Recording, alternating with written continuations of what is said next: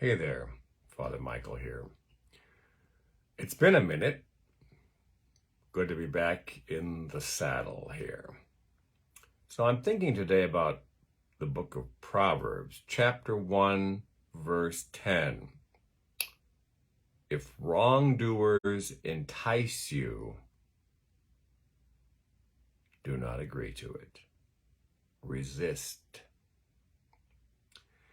We live in a world, you and I, that is full of innumerable temptations. And although our scriptures tell us, the Hebrew scriptures and the Christian scriptures, they reassure us that, the righteous will prevail and they will be protected and taken care of, while the wicked will perish and will suffer their consequences. This is simply not how this world works. Whatever happens in the next dimension, that's another matter. I can't speak to that. I haven't been there recently. But for this world, the shit show continues. We see wicked people triumphing over good people all the time. We see the liars and the spreaders of lies triumphing over truth and the truth tellers every day of the week. We see the helpless being trampled by the strong all the time. And even now, as I sit here in my room, even now in this country, we have a concerted effort by a very tiny part of the population, a tiny slice of ultra right-wing extremists trying to force their narrow views on the majority by whatever means they can come up with, by restricting voting rights, by stacking the courts, by impeding any progress we might be making toward creating a more compassionate society, more true to our founding principles. Yeah. I know the founders had slaves. Let it go. They still had good ideas. We're trying to build and move forward with those ideas. That's the road to salvation in this setting. That's the next right thing. It's not to just dwell on the negative. That's not helpful at all. Anyway, here we are. The liars and the wicked people and the wrongdoers have all kinds of ways for us to get ensnared. And so there we are. There we are, because this is our American way of life in the last decade or so. So that's the macrocosm. That's the larger world in which we live. What about, how does that impact the microcosm? What's going on inside myself? How does this affect my life? Well, again, in a million ways. In a million ways. Way back, I remember taking an algebra final exam in high school. A subject, by the way, that was being taught by an active alcoholic teacher who was drinking vodka throughout the day. It turned out later, they busted her.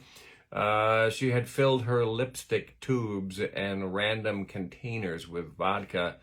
And so maybe that's why I didn't understand that class. But she was also not a very nice person. She had no patience for the people who were math challenged like myself. And this is the part. Man, if this had been my kid, I would have been down there at the school board the next meeting. She would humiliate us, stupid ones, by having us stand at the chalkboard, backs to our classmates, chalk in hand, until we solved the freaking quadratic equation on the board right in front of us.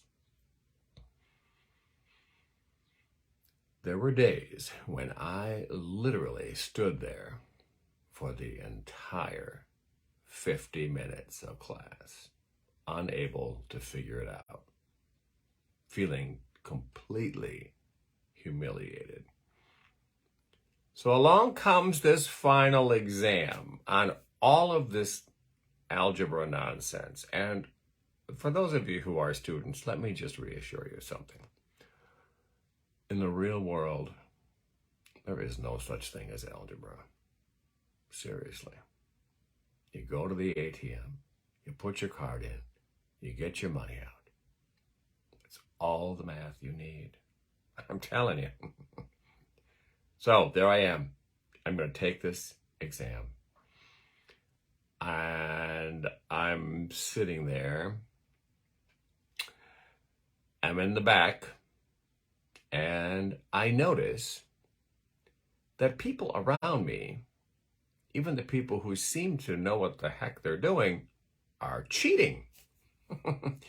Like very skillfully passing answers back and forth. Now, back in the day, I gotta say, you had to have some actual skills to get away with cheating. It's not like now, where you've got your phone and you can Google in your crotch and get the answers while you're taking your exam, or text a friend across the room or in a different room to get responses. Back in the day, you had to be inventive and creative and smooth and very adept at looking innocent while you were doing it. So there I am, and the moral question is right there, as big as an elephant right in front of me. Do I engage in the cheating and then hopefully pass this damn class? Or do I just take the moral high ground, do my best, and let the chips fall where they may? The dilemma was real. And so I looked down at my test that day. And I still remember that queasy feeling I got, because literally nothing on that paper looked like anything I had ever seen before. I don't know how we ever got in this sick, satanic ritual of putting letters of the alphabet with numbers, but it's not okay. It's not okay. So there I sat. And I remember thinking to myself, well, it's not that big a deal. It's not like you're ever going to use this algebra stuff anyway. I mean, you can always feel bad about it later. You can always say a little act of contrition, apologize to God, because God is cool. God is cool. He's like my dad in the sky, and he's merciful and forgiving and nice and all that. And the last thing God wants to see on this planet is Michael failing at life. So I'm thinking about all this. That is a situation I think every single one of us knows very well, because we are constantly tempted to compromise our values, compromise ourselves, really, and thereby diminish the life that God wants us to live, the life God wants to give us. And it could be one of a million things. Maybe it's an over-attachment to cigarettes or food, or an addiction to being negative or whining. There's nothing worse than grown people whining about every little thing that goes wrong. Clinging to judgmentalism because other people are judgmental. Maybe it's cheating on our taxes because everybody does it. Shoplifting. Maybe it's drugs. or alcohol. Everyone's doing it. What's the problem? The key, I think, to being able to stand strong against temptation is to really know what our convictions are, and then to really commit to them, to really embrace what they are, even when no one is looking, even when there's no one to say, damn, Michael, that was amazingly heroic on your part. Even when there's no cheering section, no cheerleaders, nobody. Even when we're not going to get the desired result. Even when we might have negative consequences for ourselves. The scriptures are full of examples, but the prophet Daniel is one that pops into my head right now. That's an easy example. Here he is in Babylon, and order to eat foods that had been ritually presented to other gods, and he's not going to do it. And he's not going to have the pork chops, and he's not going to have the shrimp Alfredo. So he just says no. Just says no, right to the king of Babylon's face. I ain't doing it. I'm not doing it. And yeah, he has some scary times. But in the end, his commitment is rewarded. And he's the one able to walk away with a little bit of pride and dignity. For our part, yours and mine, we already know what we're supposed to do. We already know. It's there. It's in our conscience. We know what the next right thing to do is. We know what our faith in God, the universe, however you want to put that, we know what that requires. We know we have to commit to just doing it. And we can resist the temptations.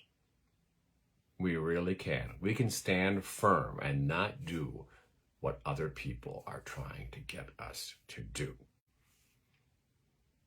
We really can stand strong against temptation, even if that means we will have to fail an algebra exam and retake that damn class later in college.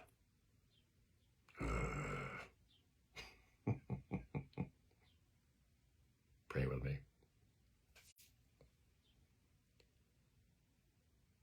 Mighty loving God, we look around the world in this moment and we see so much deception, and the temptation is there always to simply give in and keep quiet and not speak our truth. Help us today to be stronger than we were yesterday. Help us to know what our faith in you requires. And help us to commit to doing it, even if it has uncomfortable or negative consequences for ourselves. We know, loving God, that you desire only our highest good, every single one of us, even the people we can't stand. So help us to stand strong against the temptation to judge and to condemn, and to just try loving a little more sincerely today. Amen. And now may the God of peace, the peace that is beyond our understanding, descend upon you today and remain with you. The blessing of our mighty God, Otca i Syna i Świętego Ducha. Do pobaczenia.